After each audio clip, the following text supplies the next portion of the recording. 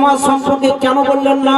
সেটি আল্লাহ তাআলা ইলমের মতো একটা সূরা দিয়ে একটা আয়াত দিয়ে কেন অবতীর্ণ করলেন? আল্লাহ তাআলা শিক্ষার কথা কেন বললেন? আল্লাহ তাআলা শিক্ষা দিয়ে ওহী কেন নাযিল করলেন? আল্লাহ তাআলা তো পারতেন এত একটা গুরুত্বপূর্ণ ইবাদত, এত একটা গুরুত্বপূর্ণ ইবাদত যেটা নামাজ, আমরা নামাজ ছাড়া জান্নাতে যেতে পারি না। তার চেয়ে আমরা দেখি আরো আমাদের সামনে তার থেকেও গুরুত্বপূর্ণ ইবাদত রয়েছে, সেটা হচ্ছে যাকাত।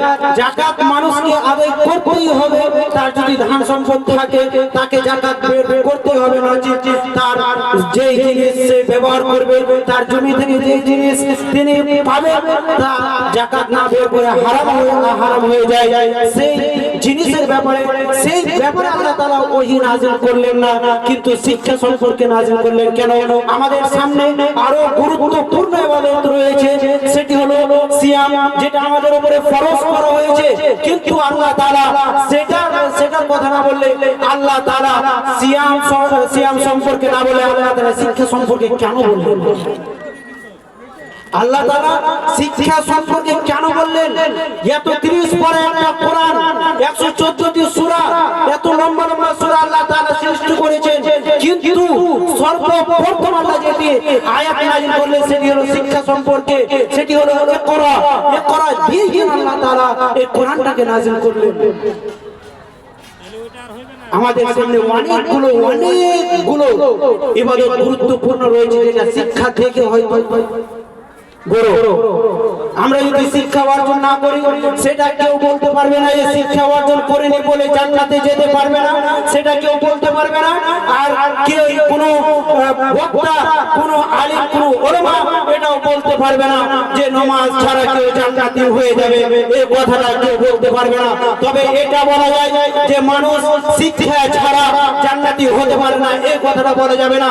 তবে আল্লাহ তাআলা শিক্ষা সম্পর্কে ওহী অবতীর্ণ করলেন, কারণটা হচ্ছে এই, আপনি যে নামাজ পড়বেন, আপনি যে যাকাত আদায় করবেন, আপনি যে সিয়াম আদায় করবেন, আপনি যে রোজা রাখবেন, আপনি যে যাকাত বের করবেন, সেটা কিভাবে করতে হবে, সেটাকে সেই যাকাত কিভাবে বের করতে হবে, সেই নামাজ, সেই সালাত কিভাবে আমাদেরকে আদায় করতে হবে, আমাদের মধ্যে যদি শিক্ষা না থাকে তাহলে কিন্তু আমরা সেটা বিবেচনা করতে পারবো না। আজকে শিক্ষার কারণে আমরা নামাজ পড়ি, কিন্তু আমাদের নামাজ সঠিক হচ্ছে না।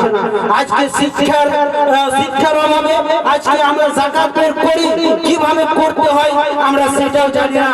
আজকে আমরা রোজা রাখি, কিন্তু কিভাবে রোজা রাখতে হয়, কিভাবে রোজা পালন করতে হয়, রোজা কিভাবে রাখলে আমাদের হয়তো রোজাটা কবুল হতে পারে, আমরা সেটা বুঝতে পারি না। আমরা ভালো মন্দ দিকটা বেছে নিতে পারি না। শিক্ষা ছাড়া মানুষ এই দুনিয়াতে কোনো কিছুই করতে পারে না। তার মানে আমি এই কথা বলছি না যে শিক্ষার জন্য আপনাকে আলিম হতেই হবে, আমি এটা বলছি না।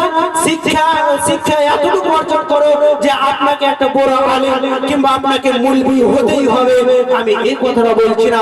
তবে এতটুকু শিক্ষা একদম আমাদের উপর ফরজ করা হয়েছে, এতটুকু শিক্ষা আমাদেরকে অর্জন করতেই হবে, এবং আমাদের সন্তানদের, আমাদের ছেলেদেরকে এতটুকু শিক্ষা অর্জন করাতেই হবে যতটুকু সে ভালো দিকটা বেছে নিতে পারে। তার মধ্যে যেন এতটুকু ইলম চলে আসে, এতটুকু যেন বুদ্ধি, এতটুকু যেন বুঝতে পারে যে নামাজ কিভাবে আদায় করতে হবে, এতটুকু যেন বুঝতে পারে কোনটা ভালো দিক, কোন কাজটা করলে হয়তো আমি ওই খারাপ কাজ থেকে বিরত থাকবো, খারাপ কাজ থেকে দূরে থাকবো, এই জিনিসটা যেন বুঝতে পারে। এতটুকু শিক্ষা একদম পরিহার্য, একদম ফরজ। আমাদের সন্তানকে, আমাদের ছেলেদেরকে এতটুকু শিক্ষা অর্জন করতেই হবে যতটুকু সে ভালো মন্দ। নিজের বাপ মা, আজকে কত বাপ মা হতভাগা হয়ে আছে, নিজের সন্তান থেকে দূরে সরে আছে, তার সন্তান তাকে দেখছে না, সেই লোকগুলো এসে বলে আমার সন্তান আজকে এই পথ আবন করেছে, এই পথ বেছে নিয়েছে, আমার কথা মতন চলছে না। ভুলটা আপনার সন্তানের না, ভুলটা আপনার ছেলের না। আপনার ছেলের ভুল আপনি কখনোই দিতে পারবেন না। আপনার ছেলে যদি আপনার শরীরের উপরে হাত উঠিয়ে দেয়, আপনার ছেলে যদি আপনাকে মেরে দেয়, তো আপনি কোনদিন এটার অধিকার রাখতে পারেন না যে আমার ছেলে ভুল করছে। ভুলটা আপনি করে রেখেছেন, ভুলে আজকে আপনার ছেলের কাছে আপনাকে এইভাবে হতভাগা হয়ে থাকতে হচ্ছে।